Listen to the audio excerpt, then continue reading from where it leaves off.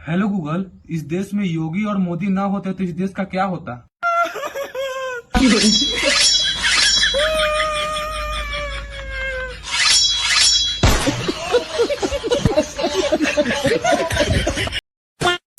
सीताराम सब भाई बहनों को बहुत बहुत स्वागत है आज के वीडियो में। तो हमेशा की तरह वीडियो को लाइक और कमेंट कर दीजिए और वीडियो में अंत तक बने रहिएगा। चलिए वीडियो आरंभ करते हैं। ये दुनिया का पहला ऐसा जिंदा पीर बाबा है जिसे हरी चादर चढ़ाई गई है। सीताराम। हम लोग स्वयं को हिंदू कहते हैं, बताओ। हम लोग सिर्फ गौ माता का सम्मान करते हैं। माननीय अखिलेश यादव जी को देखिए कि हमसे भी एक कदम आगे हैं। अगर गौ माता श्राप देती है, सांड भी तो श्राप देगा। कब हो गया ये? कब हुआ कब? भाई केवल गौ माता थोड़ी श्राप देगा, गौ माता के साथ साथ सांड भी श्राप देगा। कोई सेंस है इस बात की? सांड देवता का ही श्राप लगा है तुमको। गौ माता का लगा होता तो अब तक खत्म हो गया होता। सांड देवता बहुत रुष्ट है तुमसे। माँ खराब हो जाएगा, मैं माँ अम्मा बहन पे आ जाऊंगा, मैं इनकी अम्मा बहन पे आ जाऊंगा। आजकल राहुल गांधी के साथ उठना बैठना है ना इनका, कुछ तो असर पड़ना ही है। बात तो सही है।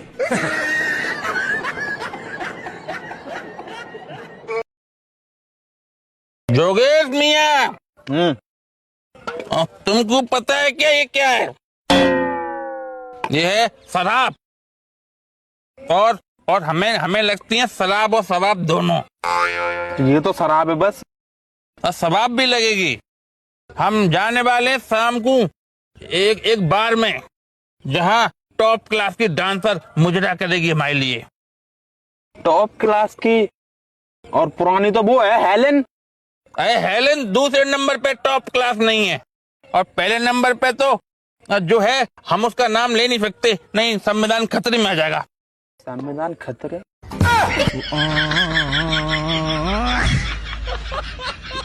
चलो दिल्ली चलते, तुम्हें घुमा के लाए। तू ही जा अकेला।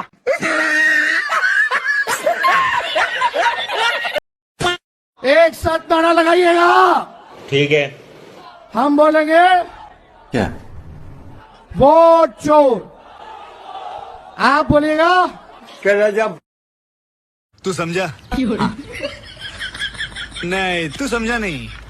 वित्त मंत्री तो कह रहे हैं कि आने वाले समय में जो दरें हैं वो कम होती चली जाएंगी, पर जितनी भी पढ़ाई मैंने की है उससे कहीं ऐसा उदाहरण मुझे नहीं मिला कि आने वाले समय में जीएसटी की दरें कम हो जाती हैं, बल्कि जीएसटी की शुरुआत कम दर से होती है और धीरे धीरे बढ़ती चली जाती है। अच्छा, इस दिवाली के लिए जीएसटी के 2 स्लैब तोहफा है। तो पिछली 8 दिवालियों में क्या हुआ? क्या लूट चल रही थी? कई लाख करोड़ जीएसटी वसूली जा चुकी है। अचानक आपने कम कर दिया, इसका मतलब है इसे कम किया जा सकता था। इस 8 साल में जनता की जेब खाली होने दी गई। उसकी भरपाई जीएसटी के 2 स्लैब करने से एक झटके में नहीं होने वाली। जितनी भी पढ़ाई मैंने की है उससे कहीं ऐसा उदाहरण मुझे नहीं मिला कि आने वाले समय में जीएसटी की दरें कम हो जाती हैं, बल्कि जीएसटी की शुरुआत कम दर से होती है और धीरे धीरे बढ़ती चली जाती है। इस दिवाली के लिए जीएसटी के 2 स्लैब तोहफा है। अचानक आपने कम कर दिया, इसका मतलब है इसे कम किया जा सकता था। पक्का दोगला है तो क्या बोलूं क्या अब मैं? भले ही जिंदगी में कुछ बनूं या ना बनूं, लेकिन एक दिन अपने जाटर की दुल्हनिया जरूर बनूं। इनके माँ बाप सोचते होंगे कि हमारी बेटी आरक्षण पाकर आईएएस या आईपीएस बनेगी, और बेटी क्या कह रही है?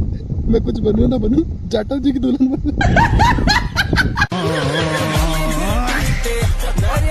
राहुल गांधी तो कहते हैं जब 350 का सिलेंडर, 400 का सिलेंडर था तो स्मृति ईरानी सिलेंडर लेके घूमती थी। आज 1200 1100 का सिलेंडर है तो आज कुछ नहीं हो रहा। अच्छा, तो भैया सरकार महोदय महंगाई नहीं है, ठीक है? अभी इसी देश में जब आप माइक लेके जाइएगा ना किसी मुस्लिम इलाका में और पूछेगा कि आपका कितना बच्चा है तो बोलेगा 10 बच्चा, ठीक है? क्रिकेट टीम को तैयार करके रखा हुआ है और वो बनाता क्या? पंचर बनाता है। और जब पूछेगा कि 10 बच्चा को पाल कैसे, पता है क्या बोले? अल्लाह की देन है। तो भाई जब तुम 10 बच्चा पैदा कर लेते हो और जब उसको महंगाई नहीं लग रहा है तो फिर हिंदू को किस टाइप का महंगाई लगेगा? हमको तो कोई महंगाई नहीं लग रहा है, ठीक है? क्योंकि जिस देश में एक पंचर बनाने वाला 10 बच्चा पाल ले रहा हो तो हिंदू का तो ये बच्चा तो आराम से पाल लेगा। सिंपल।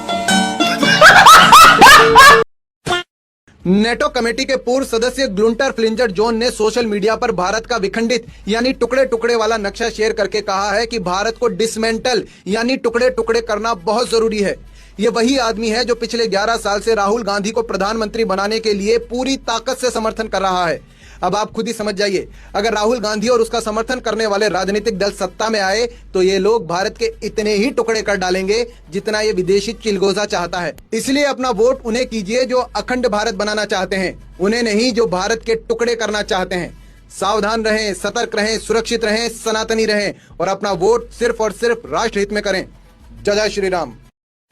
अगर तुम्हारे रास्ते में सांप और मनुवादी आ जाएं, तो सबसे पहले तुम मनुवादी को मारना, क्योंकि तुम्हारे लिए सबसे ज्यादा घातक और जहरीले मनुवादी हैं, बाद में सांप हैं। अगर ऐसा है तो सबसे पहले अपने माँ बाप को जहर दे के मार दो, क्योंकि उन्होंने भी तो मनु परंपरा के अनुसार ही शादी की थी।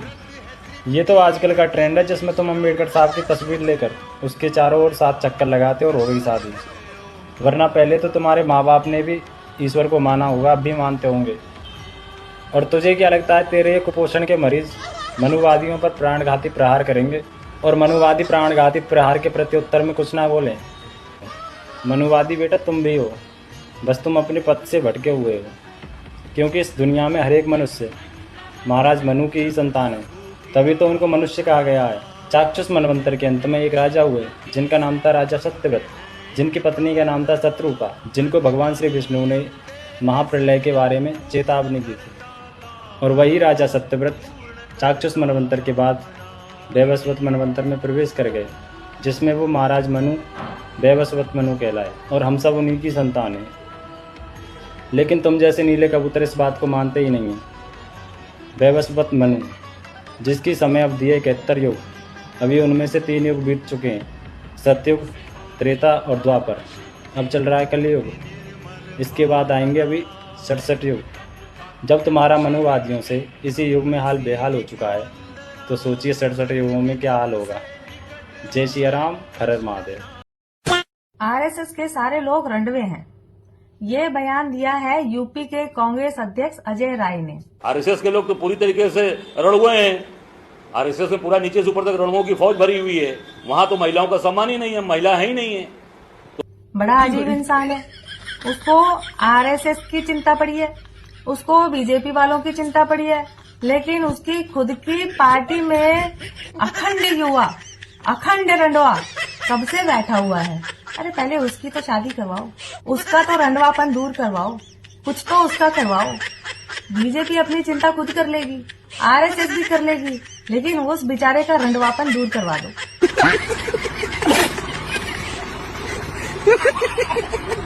तो साथियों, कैसा लगा आज का वीडियो? लाइक करना, कमेंट करना और वीडियो को शेयर भी कर देना। चलिए मिलेंगे फिर अगले वीडियो में। जय हिंद, जय हिंदू राष्ट्र, जय जय श्री राम। तो खोल के हिंदू का राजनीति करता हूँ भाई, उसमें क्या प्रॉब्लम है? अब हिंदू का राजनीति करने में प्रॉब्लम क्या है?